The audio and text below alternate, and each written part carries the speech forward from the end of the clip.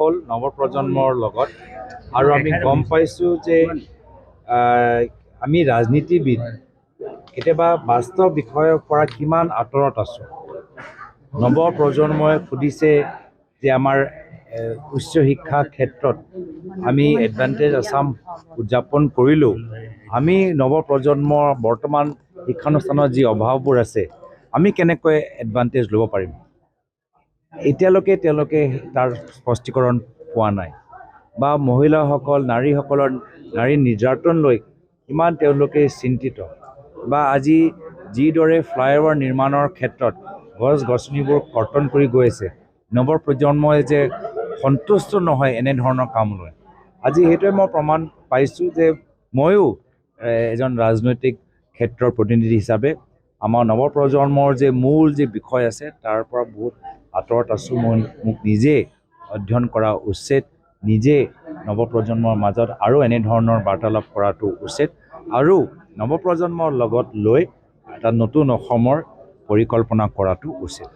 বিধানসভাত এটা শেহতীয়াকৈ এটা তথ্য ওলাইছে, কৈছে মন্ত্ৰী বিভাগীয় মন্ত্ৰীয়ে অসমৰ মানচিত্ৰ সীমা যিটো মাটি সেয়া বহিৰাজ্যই দখল কৰিছে, ক্ৰমান্বয়ে অসমৰ মাটি সংকুচিত হৈ আহিছে, দখল হৈছে।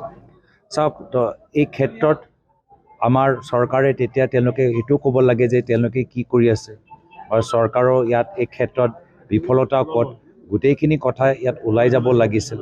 মই ভাবোঁ আমাৰ ভূমি অধিকাৰৰ ক্ষেত্ৰত মই যি ভ্ৰমণ কৰিছোঁ, আমাৰ বানপানীৰ কাৰণে বহুতৰ আমাৰ মাজুলী মানুহবোৰ যোৰহাটলৈ আহিবলৈ হ'ল, আমাৰ ডিমৌ অঞ্চলত বহুতৰ আমাৰ মিচিং সম্প্ৰদায়ৰ মানুহখিনি মাটি গৰাখহনীয়াত গুচি গ'ল আৰু তেওঁলোকৰ ওচৰত তেওঁলোকৰ ভূমি অধিকাৰ নাই, ভূমি পট্টা নাই।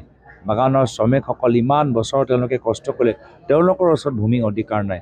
তো এইখিনি ক্ষেত্ৰত আমাৰ চৰকাৰৰ ফালৰ পৰা আমি যিমান আমাৰ বসুন্ধৰা 1, 2, 3 যি নামত হওক, কিন্তু যিদৰে ৰাইজক ভূমি অধিকাৰটো দিব লাগিছিল ক'ৰবাত আমি ব্যৰ্থ হৈছোঁ।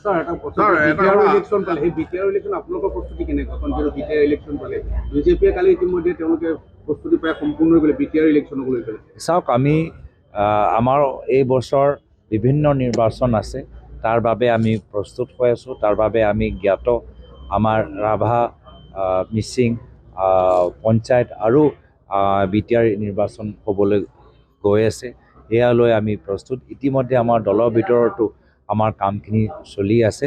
আমি প্ৰত্যেক নিৰ্বাচন গুৰুত্ব সহকাৰে লৈছোঁ, কিন্তু আমি জানো যে বিভিন্ন নিৰ্বাচন থাকিব, কিন্তু মেইন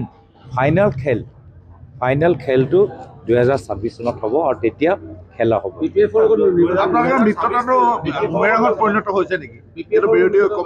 মই ভাবা নাই বিৰোধী ঐক্য মঞ্চত। চাওক, ইতিমধ্যে আম আদমি পাৰ্টিটো যোৱা তেওঁলোকে লোকসভা তেওঁলোকে বেলেগ ধৰণৰ নিৰ্বাচন খেলিলেই।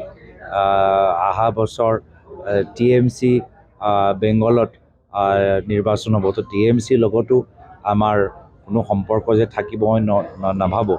কিছুমান দল আছে যাৰ লগত আমাৰ এটা মধুৰ সম্পৰ্ক সকলোৰ লগত আছে, কিন্তু প্ৰেক্টিকেলি নিশ্চয় আমি কাম কৰিবলৈ এটা সুযোগ পাম। আমাৰ চৰ্চাখিনি চলি আছে আৰু আমিও জ্ঞাত যে কংগ্ৰেছ দল নিজকে আৰু সবল কৰিব লাগিব, মাত্ৰ মিত্ৰতাৰ ওপৰত নিৰ্ভৰ হ'লে নহ'ব। যেতিয়ালৈকে আমি নিজকে আৰু সবল কৰিব নোৱাৰোঁ, আমি নিজৰ বন্ধুসকলকো সহায় কৰিব নোৱাৰিম। তো বন্ধুসকলক সহায় কৰিবলৈ হ'লে আমাৰ লগত মিত্ৰতা কৰা ৰাজনৈতিক দল সংগঠনক সহায় কৰিবলৈ হ'লে প্ৰথমে আমি নিজকে আৰু বল কৰাটো উচিত। অসমত দেখা গৈছে যে অখিল গগৈও বিভিন্ন বক্তব্য আগবঢ়াইছে বা সিদিনাখন পদোন্নতিলৈ মিটিঙৰ পৰা ওলাই আহিছে।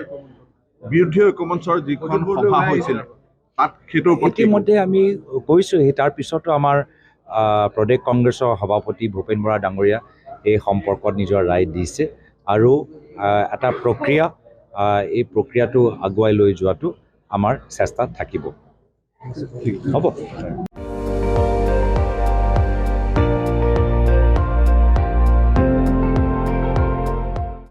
আপুনি চাই আছে ND24, সৰ্বশ্ৰেষ্ঠ নহয় সৰ্বোত্তমৰ দৌৰ।